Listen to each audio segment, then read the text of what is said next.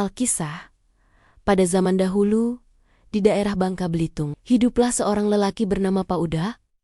Warga kampung menganggapnya sebagai anak dewa, karena ia sering selamat dari berbagai musibah. Suatu pagi, saat Pak Uda duduk bersantai di depan rumah, datanglah tetangganya, Pak Senjaring, yang mengajaknya pergi ke kebun milik kakek dan nenek Gergasi untuk memetik buah duku. Awalnya Pak Uda menolak, karena takut kepada kedua raksasa pemilik kebun itu. Namun, bujukan Pak Senjaring yang yakin para dewa akan melindungi mereka, membuat Pak Uda akhirnya setuju. Mereka pun berangkat membawa bekal dan sarau, keranjang bertali untuk mengangkut buah. Setelah 2 hari perjalanan, mereka tiba di kebun duku pada malam hari. Suasana gelap dan sunyi membuat Pak Uda gelisah. Mereka memutuskan menunggu hingga menjelang pagi agar bisa memetik buah sebelum para raksasa bangun. Ketika fajar hampir tiba, keduanya segera memanjat pohon duku dan mulai memetik buah. Sarau Pak Senjaring cepat penuh,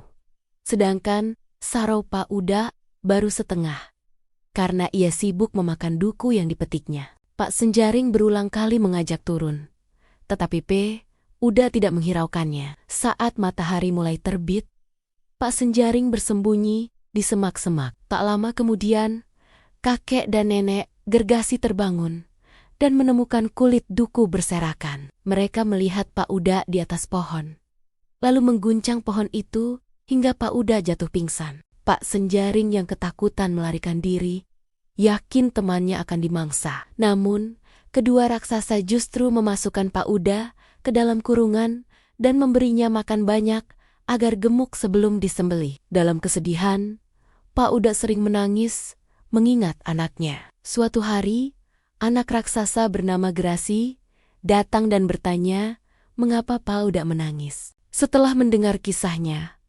Gerasi meminta ditimang dan dinyanyikan seperti anak manusia. Pak Uda menyanggupi dengan syarat dibebaskan dari kurungan. Gerasi pun membuka pintu kurungan. Dengan susah payah, Pak Uda menimang hingga Gerasi tertidur. Lalu diam-diam memasukkan anak raksasa itu ke dalam kurungan dan melarikan diri sambil membawa makanan. Setibanya di kampung, warga menyambut Pak Uda dengan gembira. Pak Senjaring dan penduduk lainnya takjub mendengar bagaimana ia bisa lolos dari para raksasa. Mereka semakin yakin bahwa Pak Uda mendapat perlindungan para dewa. Sejak saat itu, kedudukannya di mata warga semakin tinggi hingga akhirnya ia diangkat menjadi kepala kampung.